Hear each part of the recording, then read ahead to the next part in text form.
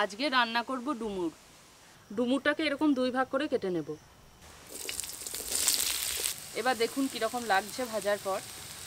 আজকে আমি নিয়ে এসেছি ডুমুর, আর ডুমুর যারা খেয়েছেন তারা তো জানেনই এর স্বাদ কিন্তু অসাধারণ আর এর পুষ্টিগুণও প্রচুর।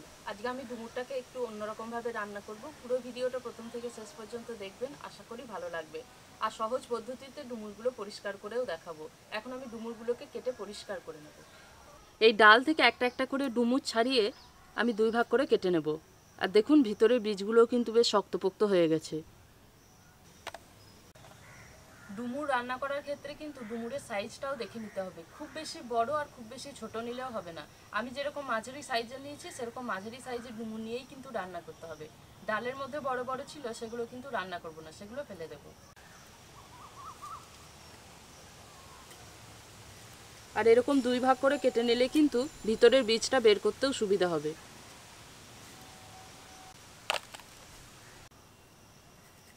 আর এখানে যে বড় ডুমুরটা আছে এই ডুমুরটা আমি কেটে দেখাই কেন নিতে বারণ করছি। দেখুন ভিতরে কিন্তু পোকা হয়ে গেছে, আর বড় ডুমুর একটু নরম হয়ে যাবে। আর খুব বেশি ছোট ডুমুরটা নিলেও কিন্তু ভিতরের বীজটা বের করতে ভীষণ অসুবিধা হয়। সেই জন্য মাঝারি সাইজের ডুমুরটা নিয়েছি, এটা ভিতরের বীজটা বের করতেও সুবিধা আর খেতেও কিন্তু ভীষণ সুস্বাদু। ঠিক একইভাবে বাকি ডুমুরগুলোও কেটে নেব।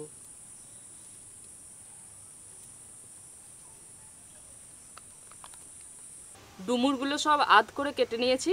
আর ডুমুর কাটলে কিন্তু হাতে একটু কষ লাগবেই। এই ডুমুরের কষ কীভাবে ওঠে সেটা পুরো ভিডিওটা দেখুন, আমি ঠিক সময় বলে দেব। এখন এই ডুমুরের বীজগুলোকে বের করে নেব। ডুমুরের বীজটা বের করার জন্য আমি এখানে একটা চামচ নিয়েছি। চামচের পিছন দিকটা দিয়ে ভালো করে ডুমুরের মধ্যে ঘুরিয়ে নেব, তাহলে কিন্তু বীজটা খুব সহজেই বেরিয়ে যাবে। এই দেখুন, আর ভিতরটাও কিন্তু পরিষ্কার হয়ে যাবে। আরও একটা ডুমুর ছাড়িয়ে দেখিয়ে দিই বীজটা কিভাবে বের করছি। একটা ডুমুর নিয়ে চামচের পিছন দিক দিয়ে ভালো করে ঘুরিয়ে নেব, তাহলেই কিন্তু বীজটা বেরিয়ে আসবে আর ভিতরটাও ভালোভাবে পরিষ্কার হয়ে যাবে। এই দেখুন, ডুমুর থেকে বীজ বের করার পর জলের মধ্যে রেখে দেব, তাহলে কষটাও বেরিয়ে যাবে। আর এইভাবে ডুমুরের বীজ বের করলে কিন্তু খুব কম সময়ের মধ্যেই ডুমুরের বীজগুলো বের করা হয়ে যায়। এইভাবে আমি বাকি ডুমুরগুলো ছাড়িয়ে নেব।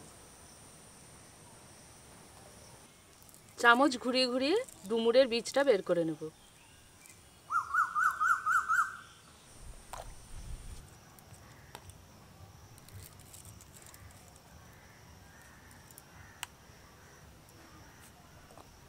সব ডুমুরগুলোকে একইভাবে ছাড়িয়ে নিয়েছি। আর দেখুন কত বীজ বেরিয়েছে ডুমুরের। এবার ডুমুরটাকে ভালো করে ধুয়ে নিয়ে চলে আসবো। আর হাতের মধ্যে যে কষটা লেগেছে সেটা নুন আর সর্ষের তেল দিয়ে ভালো করে ঘষে তুলে নিলেই কিন্তু এই কষটা উঠে যাবে। গোটা জিরে 1.5 চা চামচ, গোটা ধনে 1 চা চামচ, 1 টুকরো আদা আর 2টো শুকনো লঙ্কা, এই সবগুলোকে একসাথে বেটে নেব।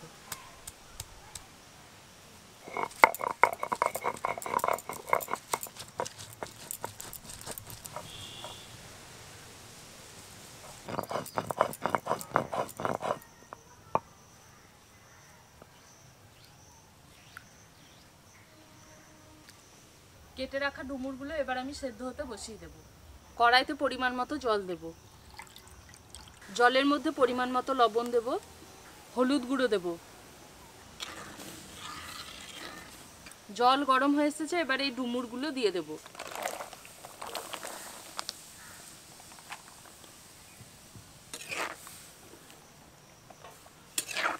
এবার ডুমুরগুলোকে ভালো করে সেদ্ধ করে নেব। ডুমুরগুলোকে সেদ্ধ হতে দিয়েছিলাম, খুব ভালোভাবে সেদ্ধ হয়ে গেছে।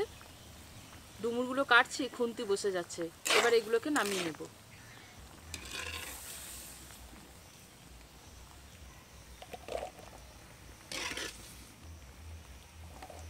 কড়াইতে পরিমাণ মতো তেল দেব।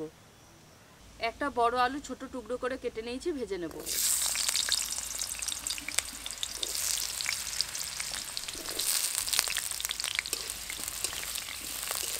আলুগুলো লালচে করে ভেজে নিয়েছি, এবার তুলে নেব।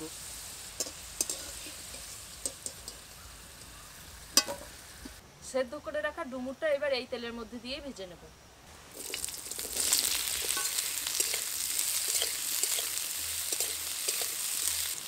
ডুমুরটাকে একদম লালচে করে ভেজে নিয়েছি, এবার তুলে নেব। এবার দেখুন কীরকম লাগছে ভাজার পর।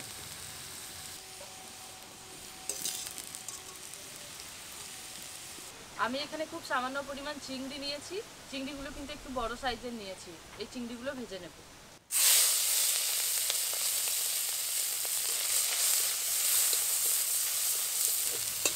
এই চিংড়ি কিন্তু খুব বেশি ভাজবো না, খুব বেশি ভাজলেই আবার শক্ত হয়ে যায়। এবার ডুমুর চিংড়িটা রান্না করে নেব। তেলের মধ্যে ফোড়ন দিয়ে দেব। তেলের মধ্যে একটা তেজপাতা, একটা শুকনো লঙ্কা দেব, অল্প পরিমাণ গোটা জিরে দেব।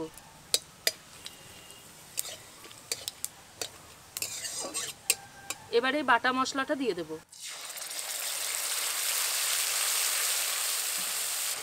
মশলাটাকে কিছুক্ষণ ভালো করে ভেজে নিয়েছি। এবার এর মধ্যে দিয়ে দেবো স্বাদ মতো লবণ, হলুদ গুঁড়ো দেব, আর একটু এই মশলা ধোয়া জল দিয়ে দেবো।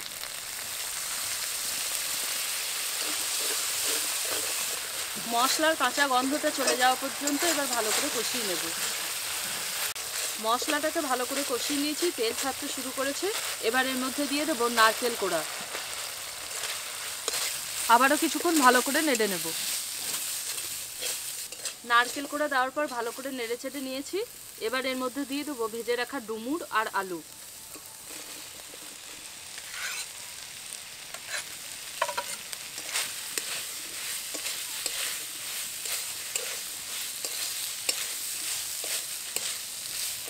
অল্প পরিমাণ জল দেব।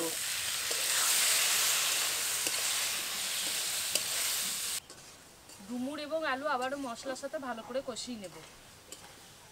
ভালো করে মশলার সাথে ডুমুর আলু কষিয়ে নিয়েছি। এবার সব কিছু ভালোভাবে সেদ্ধ হওয়ার জন্য জল দেব।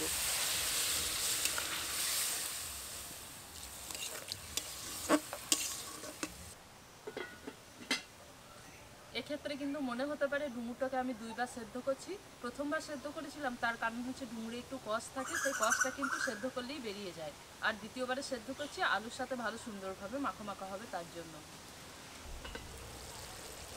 আলু এবং ডুমুর সেদ্ধ হতে দিয়েছিলাম। ডুমুর তো খুব ভালোভাবে সেদ্ধ হয়েই গেছে, আলুগুলোও কিন্তু ভালোভাবে সেদ্ধ হয়ে গেছে। এবার এর মধ্যে ভেজে রাখা চিংড়ি মাছগুলো দিয়ে দেব।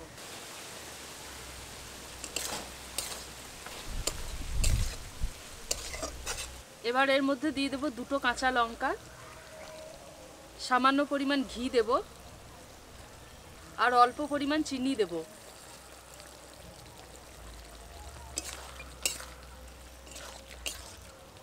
সব কিছু দেওয়ার পর আরও কিছুক্ষণ খুব কম আঁচে ঢাকা দিয়ে রাখবো।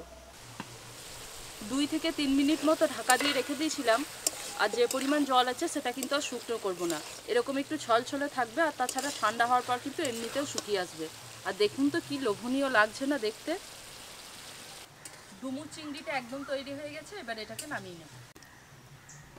এরকম দারুণ স্বাদের ডুমুর চিংড়ি একবার খেলে কিন্তু বারবার চাইবেন।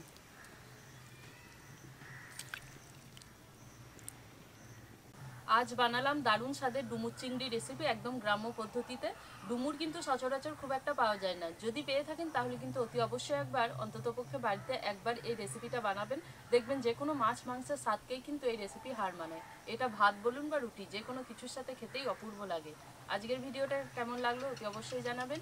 আজকে এখানেই শেষ করছি। দেখা হচ্ছে পরের ভিডিওতে নতুন একটা রেসিপির সাথে। সবাই খুব ভালো থাকবেন, সুস্থ থাকবেন।